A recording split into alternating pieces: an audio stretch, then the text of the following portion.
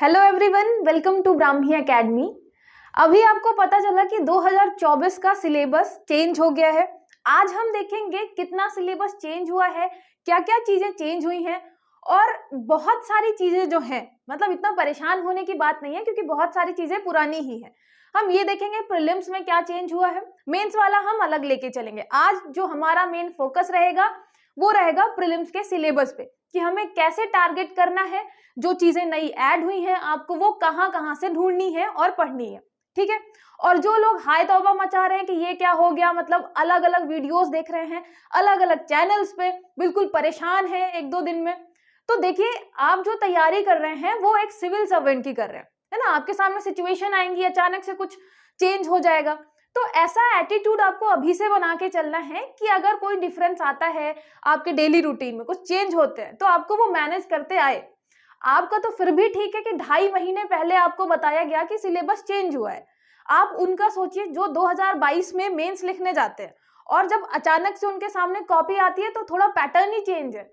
मतलब उस टाइम पे खुद को संभालना कि भाई अब कैसे लिखेंगे, कितना लिखेंगे, तो ये एक माइंडसेट चाहिए, ये एक एटीट्यूड चाहिए जो आपके अंदर होना चाहिए, तभी आप एक उस पोस्ट पे, मतलब हम कलेक्टर वाली पोस्ट की बात कर रहे हैं ना, तो आप उस पोस्ट पे पहुंच पाएंगे। ठीक है। तो एटीट्यूड ऐसा बना के रखिए, बिल्कुल परेशान मत होइए कि ये क्या हो गया, वीडियो पे वीडियो देख रहे हैं अब कैसे करेंगे।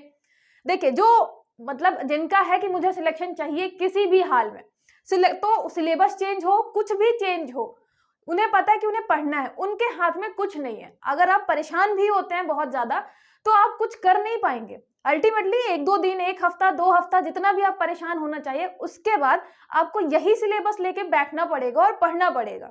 ठीक है, इसलिए परेशान नहीं होना है। इसके अलावा एक और चीज आपको याद रखनी है, एक जो लाइन है बहुत अच्छी सी नेपोलियन हिल की, every problem comes with an equal और ग्रेटर अपॉर्चुनिटी। ये मैं क्यों कह रही हूँ, क्योंकि देखिए आप देखेंगे 2020 में जो सिलेक्ट हुए 2019 में भी वही सिलेक्ट हुए, बहुत सारे लोग वही सिलेक्ट हुए। और इंटरव्यू अगर आपने सुना होगा तो आपने देखा होगा वो 2021 2022 सबका लगातार मेंस लिख रहे हैं, क्योंकि पेपर लगातार आ रहे हैं। उनको थोड़ा सा भी क्या हुआ, मतलब मिसमैच नहीं हुआ, पेपर आया, पेपर लिखा, नहीं हुआ, फिर अगला पेपर आ गया, लगातार है लिख रहे हैं और उनके पढ़ाई में कहीं भी बीच में गैप नहीं हुआ, तो उनके लगातार पेपर निकल रहे हैं। इसकी वजह से आप देखेंगे कट ऑफ बहुत हाई जा रहा है। उसके अलावा जो मतलब नए बच्चे हैं उनको बहुत ज्यादा compete करने में प्रॉब्लम हो रही है, क्योंकि कट ऑफ के साथ साथ वो उन बच्चे से मतलब कंपटीशन कर रहे हैं जो 5-6 सालों से लगातार कर रहे हैं और 3-4 बार मेंस लिख चुके हैं। इसलिए आपके लिए बहुत अच्छी अपॉर्चुनिटी है कि आप बिल्कुल नया, जो चीजें ऐड हुई हैं, तो जो नए बच्चे हैं उनके लिए तो सब नया है, उन्हें सब नया पढ़ना है। जो अभी पुराने बच्चे जो बिल्कुल रटा रटाया पढ़ रहे थे 2-3 बार से, उनके लिए भी कुछ नई चीजें आ गई हैं, तो वो आपके साथ ही नई चीजें करेंगे। ठीक है।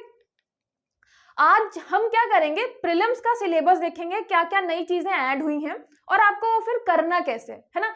आप अब ये मत सोचिए कि यार जब नोटिफिकेशन आया था तभी बता देना था कि सिलेबस चेंज हुआ है, हम शुरू में अभी पढ़ लिया हमने इतना सारा, अब अचानक से सिलेबस चेंज कर दिया, तो आपको देखिए करना तो पड़ेगा ही। अब बात आती है कि माइंडसेट बनाइए, पेपर निकालना है तो करना तो पड़ेगा ही, प्रीलिम्स तो निकालना ही पड़ेगा, मेंस तो निकालना ही पड़ेगा, तो आपको बैठना है, एनालाइज करना है पूरा का पूरा सिलेबस। ठीक है।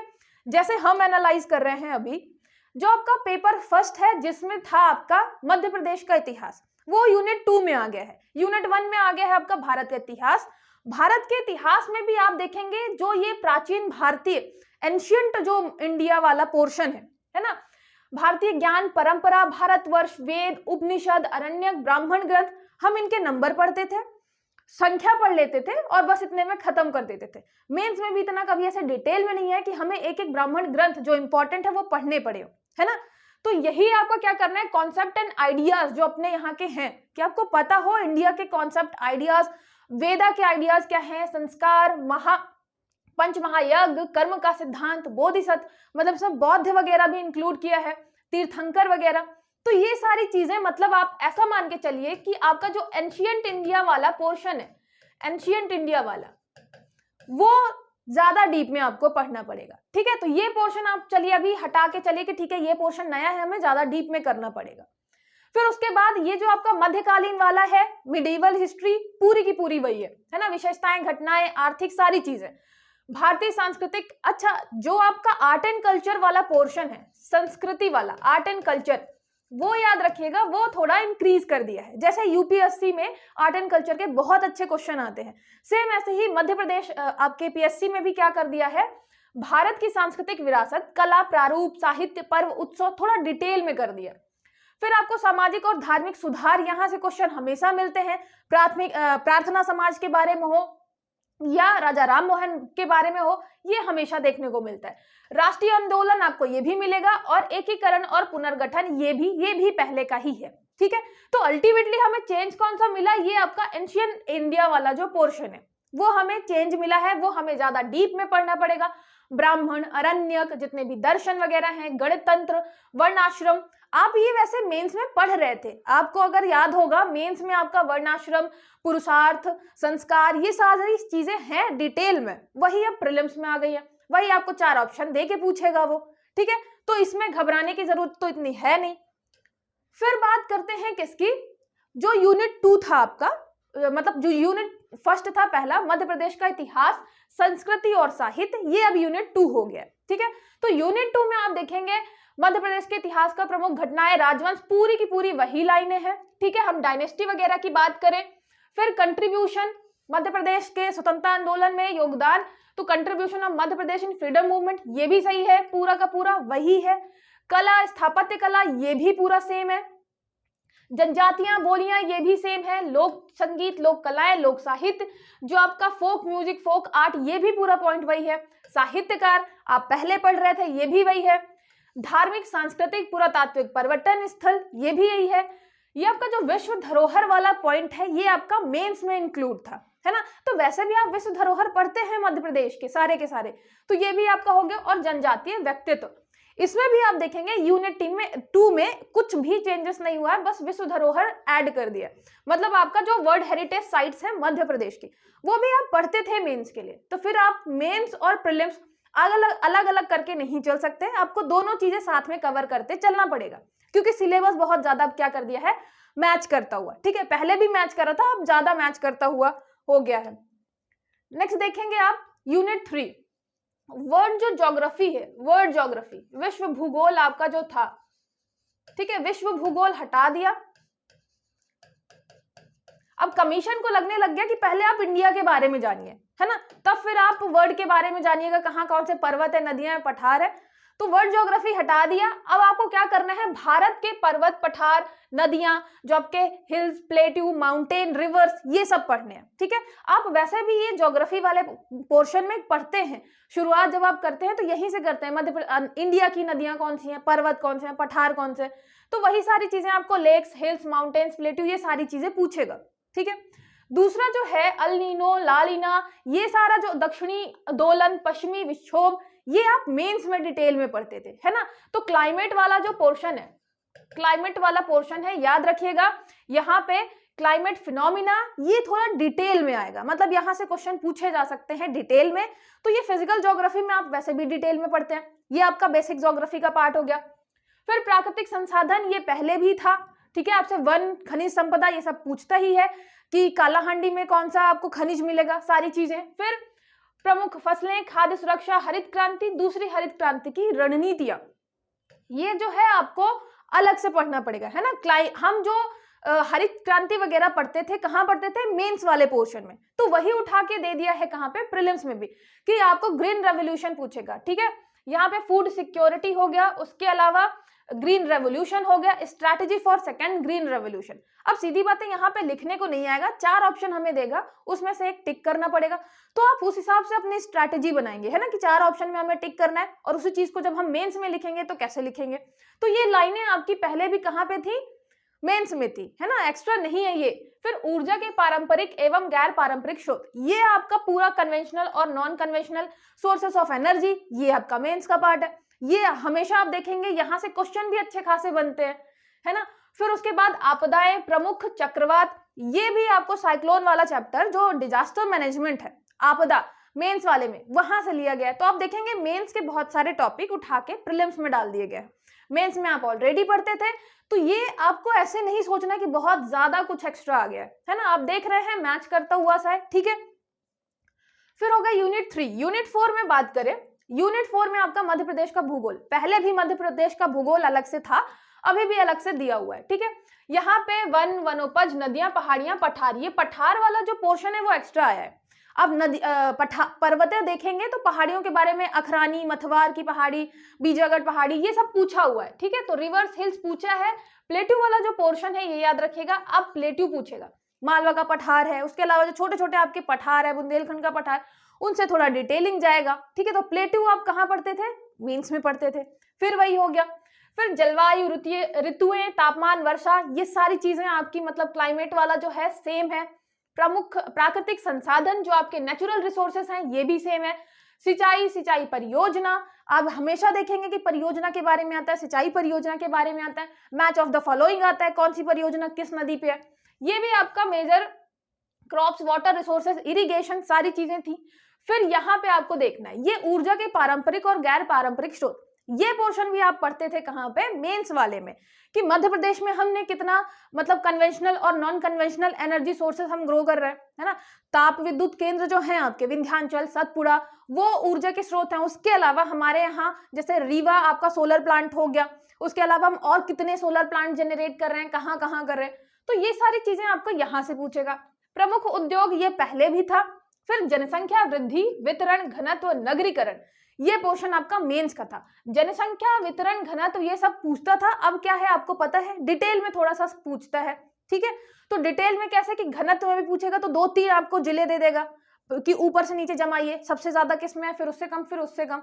तो ये भी याद रखिएगा कि ये जो आपके टॉपिक हैं यहाँ से क्वेश्चन बनते कैसे हैं, है ना, ये भी याद रखिएगा। अब आपको खुद एनालाइज करनी पड़ेंगी ये सारी चीजें, क्योंकि आपको क्या करना है, ऐसे रटी रटाई चीजें कभी भी पेपर में आएंगी तो आपसे नहीं बनेंगे। आपको पता है कट ऑफ ज्यादा हाई जाता है, तो आपको खुद एनालाइज करना पड़ेगा एक एक पॉइंट, कौन सा पॉइंट ऐड हुआ है, कौन सा आप पोर्शन जो है कहाँ से ले सकते हैं। मेंस वाला जितना भी पोर्शन है मेंस के नोट्स में आपको मिल जाएगा, है ना। बहुत सारी जो बुक हैं जो डिटेल में है, जैसे परंपरागत स्रोत वगैरह है मध्य प्रदेश के बारे में, जब आप मेंस के नोट्स बनाते हैं तो वहां पे ये सारी चीजें मिल जाती हैं। फिर आपको देखना है वहां से क्वेश्चन कैसे बनेंगे, है ना। फिर जैसे हो गया आपका population growth, distribution, density, urbanisation, ये सारी चीजें आपको, ये एक्स्ट्रा नगरीकरण वगैरह जो है ये एक्स्ट्रा मिलेगा प्रीलिम्स में, लेकिन मेंस में ये पहले भी था। तो आप फिर देख रहे हैं कि इसमें भी ज्यादा ऐसा चेंज हुआ नहीं है, जो चीजें आपके मेंस में थी आप उठा के प्री में भी दे दिए, ठीक है, ये याद रखिएगा। फिर हो गया यूनिट 5। यूनिट 5 में आप देखेंगे कि पहले मध्य प्रदेश और भारत का पॉलिटी वाला जो सेक्शन था, संवैधानिक व्यवस्था अलग अलग दी हुई थी, है ना, और दोनों की जो अर्थव्यवस्था थी वो अलग अलग दी थी। अब क्या कर दिया, अर्थव्यवस्था बिल्कुल अलग कर दिया भारत मध्य प्रदेश की, और भारत मध्य प्रदेश की संवैधानिक व्यवस्था अलग अलग कर दिया, ठीक है। तो उसमें भी कोई बड़ी बात नहीं है। फिर संविधान सभा से सीधे चालू किया है, कॉन्स्टिट्यूएंट असेंबली से। आपका जो 1919 एक्ट था 1919 और 1935 ये हटा दिया, ठीक है। अब ये हो गया कि आप बस 2-3 बार पढ़ चुके हैं, अब इतना ज्यादा 1935 के बारे में पढ़ने की जरूरत है नहीं, 1919 के बारे में। तो ये चीज क्या हुई आपकी, ये हटा दी गई, ठीक है। संविधान सभा से सीधे चालू किया है, तो अभी भी पूछा जा सकता है कि जवाहरलाल नेहरू ने किस दिन आपका ऑब्जेक्टिव रेजोल्यूशन जो है वो लेकर आए थे। फिर आपका हो गया ये वाला पोर्शन जो है कार्यपालिका, राष्ट्रपति, संसद, जो आपका ये प्रेसिडेंट, एग्जीक्यूटिव, पार्लियामेंट, ये सब पहले भी था, अभी भी है। यहाँ से क्वेश्चन हर बार आते हैं, राष्ट्रपति से 2 से 3 क्वेश्चन हर बार आते हैं, अभी भी आएंगे, ठीक है। तो ये सब आपको वही डिटेलिंग लेके चलनी है। फिर सर्वोच्च न्यायालय, न्यायिक व्यवस्था, सुप्रीम कोर्ट, जुडिशियल सिस्टम, यहाँ से भी आपका एक क्वेश्चन हमेशा बनता है, सुप्रीम कोर्ट के पास पावर कौन कौन सी है, ओरिजिनल जुरिस्डिक्शन कौन कौन से हैं, ये सारी चीजें मेंस में भी आता है और प्रीलिम्स में भी। फिर आता है आपका संवैधानिक संशोधन, कॉन्स्टिट्यूशनल अमेंडमेंट। आप देखेंगे अमेंडमेंट के क्वेश्चन 1 से 2 क्वेश्चन हर बार आए हैं लगातार, तो ये क्वेश्चन आपको पता है कि आता है, इसको भी आप अच्छे से करेंगे। मतलब जब आप पूरा का पूरा पेपर एनालाइज करें तो ये देखें कहाँ से क्वेश्चन आते रहे हैं, क्योंकि आपको ट्रेंड भी तो देखना है ना, आप ट्रेंड भी देखेंगे क्वेश्चंस का। जो ट्रेंड देखेंगे तो कैसे देखेंगे, प्रीवियस ईयर के क्वेश्चन से। प्रीवियस ईयर के क्वेश्चन में आप क्वेश्चन पेपर में आपको जो पहले क्वेश्चन इंपॉर्टेंट लगते थे, जैसे संवैधानिक संशोधन, राष्ट्रपति, संविधान सभा, वो अभी भी है। क्वेश्चन तो यहीं से पूछेगा ना, सिलेबस ही है यही, तो यहीं से पूछेगा। तो बहुत ज्यादा घबराने की जरूरत नहीं है कि यार बहुत सारी चीजें ऐड कर दी हैं। आपको फोकस करना है क्या क्या ऐड है और क्या क्या पुराना है, पुराने से भी क्वेश्चन कहाँ से आते थे, और वो चीज आपको फिर पकड़ के अपनी तैयारी शुरू करनी है। फिर ये मौलिक अधिकार, कर्तव्य, राज्य के नीति निर्देशक सिद्धांत, आपके फंडामेंटल राइट्स, डीपीएसपी, ये सब आपका आता है, हर बार आता है। ये वाला जो पॉइंट है आपका राष्ट्रीय और संवैधानिक सांविधिक आयोग संस्थाएं, जो आपका यूनिट 10 था, यूनिट 10 को एक मात्र सब टॉपिक में ऐड कर दिया है। कहाँ पे? आपके यूनिट 5 में। ठीक है, तो याद रखिएगा, यहाँ पे पूछ सकता है कॉन्स्टिट्यूशन, जितने भी आपके कमीशन वगैरह हैं, लेकिन क्या करेगा अब वो बहुत कम, 1 से 2 क्वेश्चन मिलेंगे आपको। ठीक है, फिर आपका संवैधानिक व्यवस्था, राज्यपाल, मंत्रिमंडल, विधानसभा, यहाँ से क्वेश्चन आपको पता है हर बार आते हैं, कभी डिटेल में आते हैं, कभी सिर्फ ये पूछ लेता है कि मध्य प्रदेश का पहला विधानसभा अध्यक्ष बताइए, है ना, फर्स्ट स्पीकर बताइए। तो ऐसे क्वेश्चन आते हैं, उस हिसाब से आपको पढ़ाई करनी है। त्रिस्तरीय पंचायती राज, ये भी आपका पहले था। ये जो टॉपिक है सुशासन वाला, ये नया ऐड हुआ है। अभिशासन, व्यवस्था, सुशासन, ये जो आपका गुड गवर्नेंस है। आपको पता है कि मध्य प्रदेश ने अपना खुद का सुशासन रिपोर्ट निकाली थी, है ना, तो हम सुशासन में, गुड गवर्नेंस में अच्छा काम कर रहे हैं, इसलिए अब टॉपिक ला दिया कि चलो बताओ उसमें। अब इसमें भी क्वेश्चन आपको 4 ऑप्शन देकर आएगा। ठीक है, तो आपको इसमें भी देखने के लिए मिलेगा कि कुछ चीजें हटाई हैं और 1-2 टॉपिक, जैसे ये वाला टॉपिक है, ये आपका यूनिट 10 वाला टॉपिक, वो यहाँ पे ऐड कर दिया। तो यूनिट 10 आप वैसे भी पढ़ते थे। और बात रही सुशासन की, ये बिल्कुल नया टॉपिक है। सुशासन आप कहीं पे भी नहीं पढ़ते थे, मेंस में भी इतना डिटेल में नहीं पढ़ते थे, प्रीलिम्स में तो ये टॉपिक था ही नहीं। तो ये टॉपिक आपका थोड़ा एक्स्ट्रा मिलता है यहाँ पे, जो बिल्कुल अलग है। फिर भारत और मध्य प्रदेश की अर्थव्यवस्था, इकोनॉमी वाला जो सेक्शन है मध्य प्रदेश और भारत का, वो फिर वो इकट्ठा कर दिया, जैसे वर्तमान स्थिति भारतीय अर्थव्यवस्था में, फिर जनसंख्या, मानवीय संसाधनों का विकास, शिक्षा, स्वास्थ्य, कौशल। यहाँ पे देखिएगा ये जो एजुकेशन है, हेल्थ है, स्किल है मध्य प्रदेश में, ये सब आपके क्या थे, ये वाला पोर्शन जो था, अभी तक बच्चों को पता था कि इकोनॉमी कम आती है प्रीलिम्स में, तो मध्य प्रदेश को पता चल गया कि बच्चे पढ़ के जा ही नहीं रहे, मतलब हल्के में ले रखा है अर्थव्यवस्था को हमारी। तो मध्य प्रदेश की अर्थव्यवस्था पूरा का पूरा उन्होंने क्या कर दिया, एक पूरा बकायदा डिटेल में एक यूनिट ला दी कि अब पहले की यूनिट ठीक है, हम थोड़ी सी ऐड हमने कर रखी थी, क्वेश्चन भी नहीं देते थे वहां से, लेकिन अब हम अच्छे से पूछेंगे। अब हम यहाँ पे याद रखिएगा, ये सतत विकास जो लक्ष्य है, यहाँ पे आपको एसडीजी गोल्स याद करने हैं और मध्य प्रदेश में वो कैसा परफॉर्म कर रहे हैं ये याद करना है। फिर यहाँ पे एमएसएमई जो है, कृषि उद्योग, है ना, एग्रीकल्चर इंडस्ट्री, एमएसएमई, ये बताना है। 1 डिस्ट्रिक्ट 1 प्रोडक्ट, यहाँ पे आपको 1 डिस्ट्रिक्ट 1 प्रोडक्ट सारे के सारे अच्छे से याद करने पड़ेंगे। अभी तो आपने ऊपर से याद किया होगा, इंदौर में क्या है, ग्वालियर में क्या है, अब सीधे सीधा टॉपिक है तो आपको वो पढ़ना ही पड़ेगा। फिर बौद्धिक संपदा अधिकारों की प्रगति, वो भी मध्य प्रदेश में पूछा हुआ है। हमारे यहाँ इंटेलेक्चुअल जो राइट्स हैं उसके लिए मध्य प्रदेश कितना अच्छा कर रहा है परफॉर्म। ठीक है, फिर उसके अलावा कृषि उद्योग और सेवा क्षेत्र, इन सब में क्या कर रहा है, रिसेंट ट्रेंड बताना है हमें। अब देखिए ये क्वेश्चन जो है आपके मेंस का ये टॉपिक है कि ट्रेंड बताइए, ट्रेंड लिखने के लिए आता था, अभी क्या किया है, ये प्रीलिम्स में पूछेगा।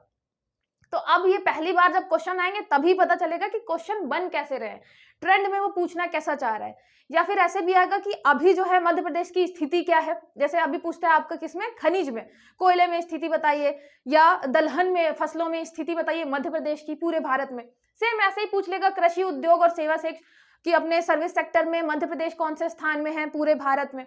ऐसे क्वेश्चन पूछे जा सकते हैं ट्रेंड में। उसके अलावा रिजर्व बैंक, वाणिज्यिक बैंक, सेबी, गैर बैंकिंग वित्तीय संस्थाएं, यहाँ पे आपका फाइनेंशियल इंस्टीट्यूशन जितने भी है, reserve bank, commercial bank, SEBI, non banking financial institution, यहाँ से क्वेश्चन आपको इस बार देखने के लिए मिले, है ना। तो 2 क्वेश्चन आ गए थे। अब उसको बताया हुआ है कि भाई यहाँ से क्वेश्चन आ सकते हैं, सीधे सीधे हमने टॉपिक आपको दे रखा है, यहाँ से क्वेश्चन आ सकते हैं। उसके अलावा भारत की विदेशी व्यापार की नीतियां, यहाँ पे आपको थोड़ा सा पढ़ना पड़ेगा, इंटरनेशनल रिलेशन, भारत के विदेशों के साथ और उसमें व्यापार की हमारी क्या नीति है, ऑस्ट्रेलिया के साथ क्या है, किसके साथ हमने फ्री ट्रेड एग्रीमेंट कर रखा है। ठीक है, तो ये सारी चीजें, G20, शार्क और आसियान, याद रखिएगा ये सारा चीजें आपका नया ऐड है।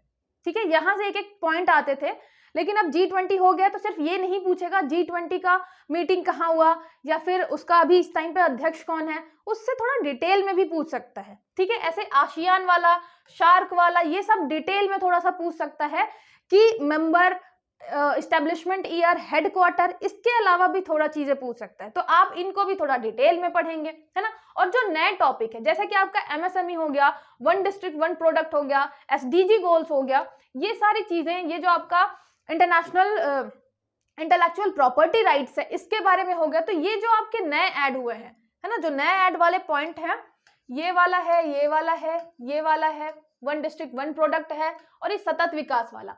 तो याद रखिएगा ये पॉइंट आपको अलग से लेके चलना है, ठीक है, और उसमें देखना है कि हमें कैसे कैसे क्वेश्चन बन सकता है। अभी तो आपको खुद से ही समझना पड़ेगा, और बहुत सारे टीचर जो हैं उनकी हेल्प से आप समझ सकते हैं कि यहाँ से क्वेश्चन कैसे बन सकते हैं, ठीक है, और उस हिसाब से फिर अपनी तैयारी करेंगे आप।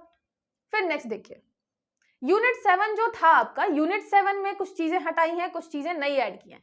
यहाँ पे प्रमुख शाखाओं का प्रारंभिक ज्ञान। अब यहाँ पे साइंस की बहुत सारी शाखाएं होती हैं, क्वेश्चन कैसा आएगा, जब आपको आएगा तभी पता चलेगा, है ना। जैसे यहाँ पे, लेकिन यहाँ पे भी बोला है कि आपको प्रमुख शाखाओं का प्रारंभिक ज्ञान होना चाहिए, बहुत डिटेल ज्ञान हम नहीं मांग रहे, प्रारंभिक ज्ञान होना चाहिए। फिर वैज्ञानिक संस्थान, उनकी उपलब्धियां, जो आपके इंडियन साइंटिफिक रिसर्च इंस्टीट्यूशन थे, इनके बारे में था ही, उनकी उपलब्धियों का था। अंतरिक्ष प्रौद्योगिकी, अंतरिक्ष विज्ञान के क्षेत्र में अभी आदित्य L1 का पूछा था, चंद्रयान का जैसे पूछेगा, तो ये सारी चीजें यहाँ पे आ जाएंगी। मानव शरीर संरचना, यहाँ से आता ही है क्वेश्चन आपका। फिर पोषण, आहार, पोषक तत्व, कुपोषण, इसमें आप ध्यान रखिएगा, ये जो आपका कुपोषण वाला टॉपिक है ये ऐड हुआ है। ऐसा नहीं था कि कुपोषण पूछता नहीं था, लेकिन अब टॉपिक सीधे सीधे ऐड कर दिया है, ठीक है। तो पोषण के साथ साथ पोषक तत्व, अब कुपोषण भी पूछेगा, ठीक है। फिर उसके बाद ये वाला जो आपका टॉपिक है, ये पूरा टॉपिक नया ऐड किया है, सिकल सेल एनीमिया, अनुवांशिक रोग, आपको जो हेरिडेटरी डिजीजेस है उनके बारे में, ठीक है। तो याद रखिएगा ये टॉपिक आपका जेनेटिक डिजीजेस जो है, आपके अनुवांशिक रोग जो है, ये पूरा पूछेगा। सिकल सेल एनीमिया हो गया, कारण, प्रभाव, निदान, कार्यक्रम, ये कार्यक्रम वगैरह बहुत चल रहे हैं अभी मध्य प्रदेश में भी और भारत लेवल पे भी सिकल सेल एनीमिया के लिए, तो आपको वो डिटेल में पढ़ना है, ठीक है। फिर स्वास्थ्य नीति कार्यक्रम, संक्रामक रोग, उनकी रोकथाम, स्वास्थ्य सूचक, तो यहाँ पे जो है आपका जो ये हेल्थ इंडिकेटर है, हेल्थ पॉलिसी एंड प्रोग्राम, तो यहाँ पे आप देखेंगे प्रोग्राम्स और पॉलिसी से रिलेटेड हेल्थ में क्वेश्चन बनेंगे, ठीक है। तो ये आपको थोड़ा अच्छे से करना है, और ये नया पोर्शन भी है। फिर सतत विकास की अवधारणा और एसडीजी गोल्स, ये पोर्शन भी आपका नया ऐड कर दिया, किसमें, विज्ञान वाले में। मध्य प्रदेश के बारे में भी है आपका एसडीजी गोल्स, इंडिया के वाले में लेकर चलेंगे, वहां पे भी एसडीजी गोल्स है, और इंटरनेशनल लेवल पे भी कि हम किसमें पढ़ रहे हैं, पर्यावरण और स्वास्थ्य वाले में, विज्ञान वाले में हम एसडीजी गोल्स पढ़ रहे हैं, तो आपको इंटरनेशनल लेवल पे पूरा लेके चलना पड़ेगा। फिर पर्यावरणीय कारक, पारिस्थितिकी तंत्र, जैव विविधता, ये सब आपका पहले से भी था। इन्वायरमेंटल फैक्टर, बायोडाइवर्सिटी, इकोसिस्टम, और यहाँ से आप देखेंगे हर बार 2 क्वेश्चन आते भी हैं यहाँ से, है ना। फिर प्रदूषण, प्राकृतिक आपदाएं और प्रबंधन, यहाँ पे आपको जो है जैसे पॉल्यूशन वगैरह था वो सीधे सीधे डिटेल में अब कर दिए। यहाँ अभी भी पूछा हुआ था ग्रीन मफलर के बारे में, कौन से पॉल्यूशन के लिए यूज हो रही है, तो ऐसे ही पहले भी था, अब ज्यादा अच्छे से टॉपिक डिटेल में कर दिया है, ठीक है।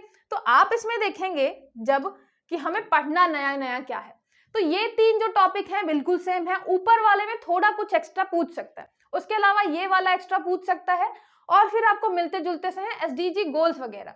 तो ऐसा नहीं है कि आप एसडीजी गोल्स पढ़ते नहीं थे, आप आंसर राइटिंग के लिए पढ़ते थे, इन्हें डिटेल में पढ़ते थे। फिर इंडिया लेवल पे क्या चल रहा, मध्य प्रदेश में क्या चल रहा, तो अब वो क्या किया है, उसने मेंस वाला पैटर्न फॉलो कर लिया प्रीलिम्स के लिए। फिर प्रीलिम्स से रिलेटेड क्वेश्चन आएंगे, इनसे रिलेटेड क्वेश्चन प्रीलिम्स में भी हम पूछेंगे, ठीक है। तो फिर आपको डरने की जरूरत नहीं है। हमने देखा कि यहाँ पे हम 2 से 3 टॉपिक जो हैं वो एक्स्ट्रा ऐड हैं, और वो भी आप पढ़ते थे किसमें, मेंस वाले पोर्शन में पढ़ते थे उसको, ठीक है। नेक्स्ट देखिए, अंतरराष्ट्रीय, राष्ट्रीय, मध्य प्रदेश की समसामयिक घटनाएं, यहाँ पे करंट इवेंट्स की बात चल रही है। अब यहाँ पे अच्छी बात क्या हुई है कि हम स्पोर्ट्स के एक खिलाड़ी पढ़ते थे, कौन सा खिलाड़ी है, उसने कौन सा पदक जीता और किस जिले का है, अब वो सारी चीजें हटा दी, हमें सिर्फ करंट इवेंट्स पढ़ने है ना, करंट इवेंट्स पढ़ने हैं मध्य प्रदेश के, नेशनल और इंटरनेशनल। तो 8 आपका जो है थोड़ा इजी ही कर दिया है, मुझे ऐसा लगता है ना। स्पोर्ट्स वाला सेक्शन अब हटा दिया है, स्पोर्ट्स नहीं लिखा है, करंट इवेंट्स पूछेगा। अब करंट इवेंट्स में ऐसा नहीं कि स्पोर्ट्स इंक्लूड नहीं कर सकता, लेकिन चांसेस ये रहते हैं कि करंट इवेंट्स में मतलब जैसे कोई चर्चित व्यक्तित्व हो गया, पर्सनालिटी हो गई, कोई प्लेस हो गया, कोई ऐसी घटना हो गई, इनके बारे में ज्यादा क्वेश्चन पूछता है। ठीक है, फिर 9 में क्या था, जैसे कंप्यूटर का आधारभूत ज्ञान, ये आपका टॉपिक पहले नहीं था, है ना, ये अभी ऐड किया है, बेसिक नॉलेज ऑफ कंप्यूटर। लेकिन ऐसा नहीं था कि क्वेश्चन नहीं पूछ रहा था। जैसे अभी 2023 वाले में क्वेश्चन क्या था, सेकेंड जनरेशन के कंप्यूटर में क्या यूज होता है, तो आपका बेसिक नॉलेज था कंप्यूटर का, वो बस ऐसा टॉपिक नहीं ऐड था बेसिक नॉलेज करके। फिर social networking, e governance, artificial intelligence, cyber security, robotics, इलेक्ट्रॉनिकी, ये सारी चीजें आपकी सब सेम है ना, तो ये सब सेम है। ये आपका कंप्यूटर वाला बस ऐड किया है, पूछ पहले भी रहा था, आप पढ़ पहले भी रहते, तो फिर इसमें परेशान नहीं होना है कि क्या मतलब यूनिट 9 में कुछ चेंज हुआ है, क्या कुछ चेंज नहीं हुआ है ना। आपका यूनिट 10 लेकिन पूरा का पूरा चेंज हुआ है।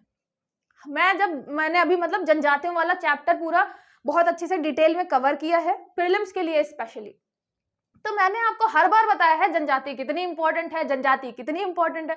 अब उसने एक पूरी की पूरी यूनिट कर दी जनजाति की, है ना, तो मतलब ये जनजाति सोचिए अगर हम बांट कर चले, जैसे हम पहले चलते कि हर एक यूनिट जो है उससे 10 क्वेश्चन आएंगे हर एक यूनिट से, तो मतलब आपका जो ये 10वां यूनिट है यहाँ से कम 7 से 8 क्वेश्चन आप देखने को मिल सकते हैं आपको, और सारे के सारे जनजाति से हैं। भौगोलिक विस्तार, जनजातियों से संबंधित संवैधानिक प्रावधान, कॉन्स्टिट्यूशनल जितने भी प्रोविजंस हैं, फिर ज्योग्राफिकल डिस्ट्रीब्यूशन कहाँ पे किस जनजाति का है, फिर पर्टिकुलरली वल्नरेबल ट्राइबल ग्रुप जो आपका विशेष पिछड़ी जनजाति है, घुमंतू जनजाति, उनकी संस्कृति परंपराएं, फिर स्वतंत्रता आंदोलन में योगदान, जनजातियों संबंधित प्रमुख संस्थान, संग्रहालय, लोक संस्कृति, लोक साहित्य। मतलब अब आपको जनजाति इतनी डिटेल में पढ़नी है कि वो अकेले आपका 7 से 8 नंबर, कहीं कहीं 10 नंबर कवर कर सकती है ना। तो डिपेंड करता है कि इस यूनिट से वो कितने क्वेश्चन बना दे कमीशन, लेकिन मैक्सिमम 10 क्वेश्चन बना सकता है। सोचिए अब आपको जनजाति इतनी डिटेल में पढ़नी है कि 10 क्वेश्चन है। तो अब बात आती है, हमने पूरा देख लिया सिलेबस कहाँ पे कितना चेंज है ना। अब बात आती है कि हमारी रणनीति क्या रहनी चाहिए, जितना बचा हुआ टाइम है, हमने जितना कवर कर लिया था पहले वो ठीक है, अभी जितना टाइम बचा है हमारी उसमें रणनीति क्या होनी चाहिए। ठीक है, जो नया अभी ऐड हुआ है उसके लिए क्या करें, और जो हमारा पुराना था उसके रिवीजन हमें करना है तो उसके लिए क्या करें। तो रणनीति में क्या होना चाहिए, सबसे पहले तो देखिए आपकी जो रणनीति है, जो आपकी स्ट्रैटेजी है अब कैसी होनी चाहिए। सबसे पहली बात आप क्या करेंगे, आपके पास यहाँ पे टाइम कितना है, तो पहले तो हम यहाँ पे टाइम देख लेते हैं। टाइम यहाँ हम लेके चलते हैं, टाइम कितना है, एक तो आपके पास जनवरी में अभी 10 दिन बचा है तो फैब लेके चलते हैं, फरवरी के साथ साथ फरवरी, मार्च, अप्रैल के मान लीजिए 10 अप्रैल तक, है ना। बाद में आप पूरा रिवीजन करने के लिए रखें। तो अगर इसमें ठीक है 30 दिन पूरे के पूरे नहीं है, लेकिन अभी जनवरी का कुछ निकालेंगे तो हम लेकर चल रहे हैं कितना, कम से कम आपका ये यहाँ पे मान लीजिए 70 से 80 दिन लेकर चल रहे हैं।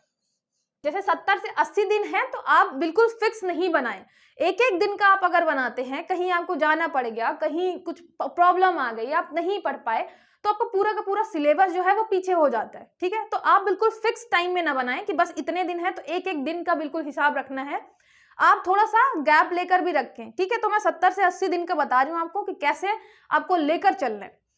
तो यहाँ पे क्या करना है, एक तो आपका 2 भागों में बांट सकते हैं कि न्यू सिलेबस कौन सा ऐड हुआ है और ओल्ड सिलेबस क्या था। मतलब सिलेबस की जगह हम यहाँ पे टॉपिक लिखें तो ज्यादा सही रहेगा। ओल्ड टॉपिक कौन कौन से थे और न्यू टॉपिक कौन कौन से हुए। ठीक है, उसके अलावा आपको ये ज्यादा समझना जरूरी है कि जो आपका मध्य प्रदेश था, मध्य प्रदेश पहले भी इंपॉर्टेंट था, अब 10वीं यूनिट पूरी की पूरी मध्य प्रदेश है। उसके अलावा ज्योग्राफी, मध्य प्रदेश का भूगोल, मध्य प्रदेश की राज्यव्यवस्था, मध्य प्रदेश की अर्थव्यवस्था, अर्थव्यवस्था में भी आप देखेंगे मध्य प्रदेश पे ज्यादा फोकस किया हुआ है, मध्य प्रदेश का इतिहास। तो आपका अभी भी ये 50+ नंबर लेकर चलता है मध्य प्रदेश। तो सबसे पहले आपको जितनी बार भी लगे कि मैम मेरा मध्य प्रदेश तैयार है, मुझे बहुत अच्छे से याद है, आप फिर भी हर दूसरे दिन इसका रिवीजन करिए, है ना। हर दूसरे दिन, एक दिन आप कुछ भी नया करिए, कुछ भी करिए, लेकिन इसका रिवीजन आपको कंटिन्यू करते रहना है।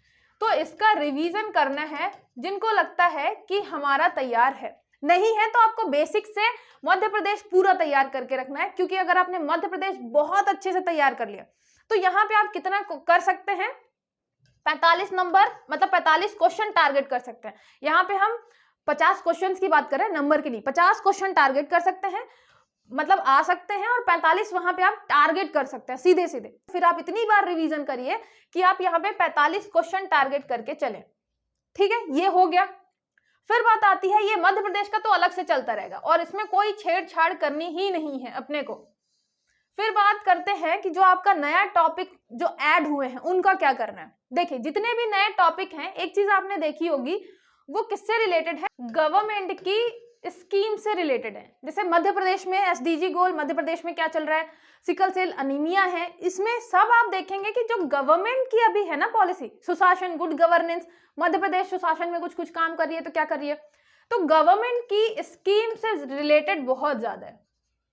मतलब आप अगर यहाँ पे 10 टॉपिक ऐड हुए हैं, 10 टॉपिक ऐड हुए हैं, तो उसमें से जो आपके 8 टॉपिक हैं, 8 टॉपिक वो गवर्नमेंट स्कीम से, गवर्नमेंट योजनाओं से, या गवर्नमेंट अभी रिसेंट में क्या कर रही है उससे रिलेटेड ऐड हुए हैं। ठीक है, जनजातियों से रिलेटेड भी आप देखेंगे, पूरा जब जनजाति पढ़ेंगे उसके बाद यही है कि आपकी गवर्नमेंट क्या कर रही है।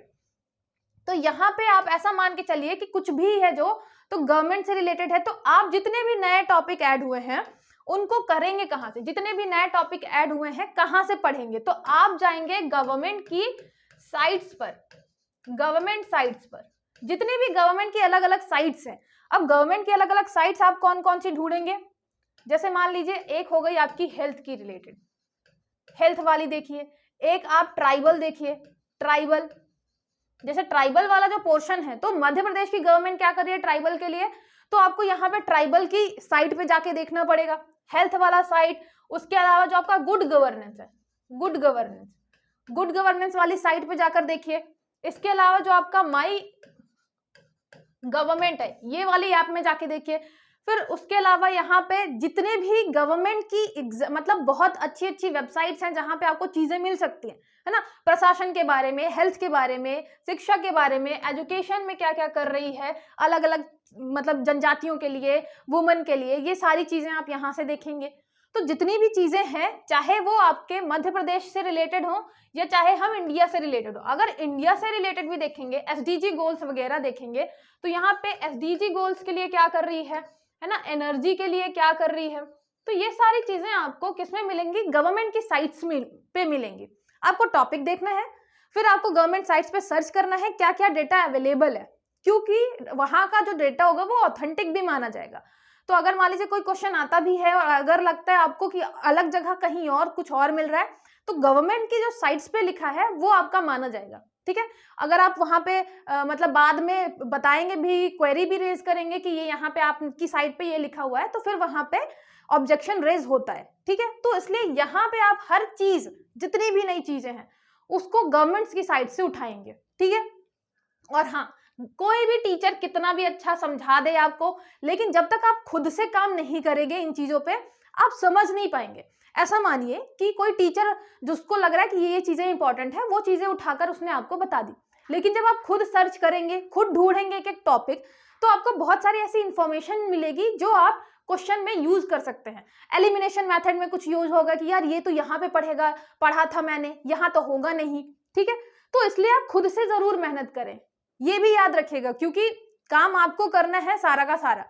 बस टीचर क्या कर सकता है, आपको गाइड कर सकता है। तो बहुत सारे टीचर से आप सीख सकते हैं कि कहाँ से क्या लें, लेकिन करना खुद मेहनत है आपको, है ना, उससे बचना नहीं है। स्मार्ट वर्क करना है, हार्ड वर्क से ज्यादा आपको स्मार्ट वर्क करना है। ठीक है, तो हमने क्या बात करी कि जो न्यू टॉपिक है, न्यू टॉपिक आपको कवर करने हैं गवर्नमेंट साइट्स थे, गवर्नमेंट साइट से जितने भी हैं। ठीक है, उसके अलावा जो आपका ओल्ड टॉपिक है, ओल्ड टॉपिक है, तो ओल्ड टॉपिक आप क्या करेंगे, ओल्ड टॉपिक आप कंटिन्यू रखेंगे, जिस भी चीज से, जिस भी बुक से आप क्या कर रहे होंगे, रिवीजन कर रहे होंगे, तो उसी से पढ़ेंगे, उसी से रिवीजन करेंगे। ठीक है, फिर बात आती है आपके किससे, न्यू टॉपिक में बात आती है जो एंशिएंट इंडिया है, जो आपका वर्ण व्यवस्था वाला टॉपिक है वो बहुत डिटेल में ऐड हो गया है। उसके लिए आपको एक हिस्ट्री की बहुत अच्छी बुक लेनी पड़ेगी। उसके लिए भी आप क्या करेंगे, जाएंगे बुक स्टोर में, दृष्टि वगैरह की बुक देखेंगे कि किसमें बहुत अच्छे से डिटेल में दिया हुआ है एंशिएंट इंडिया के बारे में। एंशिएंट में भी आप देखेंगे जो आपके पर्टिकुलरली टॉपिक है, उपनिषद, ब्राह्मण, तो जितने भी है ना, ये डिटेल में आप देखेंगे किस बुक में लिखा है। दृष्टि में मिल गया, या एंशिएंट इंडिया की पर्टिकुलरली आपकी बहुत सारी बुक आती है, उससे रिलेटेड आपको वहां पे टॉपिक मिलेगा। ठीक है, तो वहां से वो टॉपिक आप कवर कर लेंगे, क्योंकि आप जो ओवरऑल वाली बुक लेंगे जिसमें आपकी पूरी की पूरी हिस्ट्री है, उसमें कोई भी एक टॉपिक डिटेल में नहीं होगा। ठीक है, तो प्राचीन भारत जो है उसका आप बिल्कुल डिटेल वाली कोई बुक लेंगे, वहां पे आपको सारी चीजें डिटेल में मिल जाएंगी। ठीक है, और अगर आपको लगता है कि मैं बुक सजेस्ट करूं तो उसके लिए भी मैं आपको वीडियो अलग से बना दूंगी। ठीक है, फिर बात आती है किसकी, ये आपका हो गया कंप्यूटर वाला, आपको पूरा वही रिवाइज करना है शुरू से लेके लास्ट तक। एमपी वाला है, एमपी को आपको गवर्नमेंट साइट्स उठानी है, वहां से कंप्लीट करना है। जो ये ज्योग्राफी वाला जो है, जिसमें आपको क्या करना है, ज्योग्राफी के डिटेल में आपको फिजिकल स्पेशली क्लाइमेट फिनोमिना जो है वो थोड़ा डिटेल में पढ़ना है ना, क्लाइमेट फिनोमिना डिटेल में पढ़ना है। तो क्लाइमेट फिनोमिना के लिए आप कोई भी मतलब एनसीईआरटी के साथ साथ कोई भी अच्छे टीचर को फॉलो कर सकते हैं जिसने बहुत अच्छे से समझाया हो। ला लीना क्या है, एल नीनो क्या है, सदर्न ऑसिलेशन क्या है, क्योंकि आप किसी भी बुक से पढ़ेंगे शायद इतना अच्छे से समझ नहीं पाए, तो आप पहले एक टीचर से पढ़ेंगे, फिर आपको ये सारी चीजें अच्छी बुक में मिल जाएंगी, है ना। ऑनलाइन भी सर्च करेंगे तो ये मिल जाएगा, लेकिन समझना पहले जरूरी है। फिर आप समझ लेंगे तो 4 ऑप्शन देख के आप फिर टिक भी लगा लेंगे, वो ज्यादा मतलब कठिन नहीं होता है। आपको बस पहले ये समझना है कि सदर्न ऑसिलेशन क्या है, वेस्टर्न डिस्टर्बेंसेस कहाँ हैं, भारत में कहाँ कहाँ आते हैं। तो इसके लिए आप किसी अच्छे टीचर का जिसने बहुत अच्छे से आपका क्लाइमेट वाला पोर्शन कराया हो वो देख सकते हैं, और यूट्यूब में आपको ये अवेलेबल हो ही जाएगा। ठीक है, और यहाँ पे फूड सिक्योरिटी वगैरह है नहीं। ग्रीन रेवोल्यूशन का भी आप क्या करेंगे, ग्रीन रेवोल्यूशन आपको बहुत सारी चीजें सीधे सीधे मिल जाएंगी गूगल पे, कब हुआ था, किसने किया था, किस किस इलाके में हुआ था, कौन कौन सी फसलें हुई थी। और जो ये दूसरा वाला पोर्शन है, strategy for the second green revolution, ये आपको कहाँ पे मिलेगी, ये अगेन मिलेगी आपको गवर्नमेंट साइट पे। अभी इंडिया क्या कर रही है, गवर्नमेंट साइट्स, इंडिया क्या कर रही है, मध्य प्रदेश क्या कर रहा है, इन सब चीजों का आपको फिर गवर्नमेंट साइट्स पे मिलेगा। तो ये इंडिया की गवर्नमेंट साइट्स पे आपको ये सारी चीजें मिल जाएंगी कि यहाँ पे क्या चल रहा है। ठीक है, ये सेकेंड ग्रीन रेवोल्यूशन के लिए अभी क्या कर रही है गवर्नमेंट।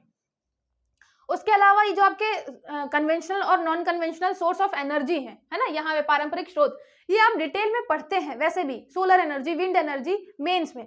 तो मेंस वाला टॉपिक जो आप मेंस वाली बुक लेंगे पर्यावरण से रिलेटेड, वो इसमें सारी चीजें कवर रहेंगी। ठीक है, आपदा वगैरह के बारे में भी याद रखिएगा। अभी जितने भी चक्रवात वगैरह आते हैं वहां से आपको एक क्वेश्चन जरूर देखने को मिल सकता है।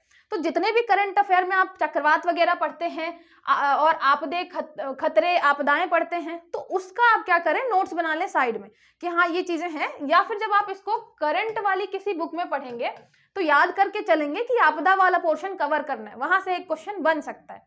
ठीक है, और इसमें तो आपको कुछ एक्स्ट्रा ऐड नहीं है, ये भी मैंने आपको बता दिया। और पहले वाले में जो ये पोर्शन ऐड है एंशिएंट वाला, ये भी मैंने बता दिया कि आप कौन सी अच्छी सी बुक कोई जिसमें डिटेल हो, सिर्फ आपका प्राचीन वाला जो पोर्शन है, प्राचीन भारत वाला, वो पर्टिकुलरली बुक लेके आप वो कवर कर सकते हैं। ठीक है, ठीक है, तो आई होप आपको सारी चीजें अच्छे से समझ में आ गई हो। मेरा मेन मुद्दा था यहाँ पे बताना कि परेशान होने से कोई मतलब नहीं है, आपके पास नई अपॉर्चुनिटी है, क्योंकि बहुत सारी जो चीजें नई ऐड हुई हैं वो नए बच्चों के लिए भी क्या करेंगी, थोड़ा इशू करेंगी, है ना, और आपको मौका देती हैं वो थोड़ा आगे निकलने के लिए, तो ये आपके लिए भी अच्छा है।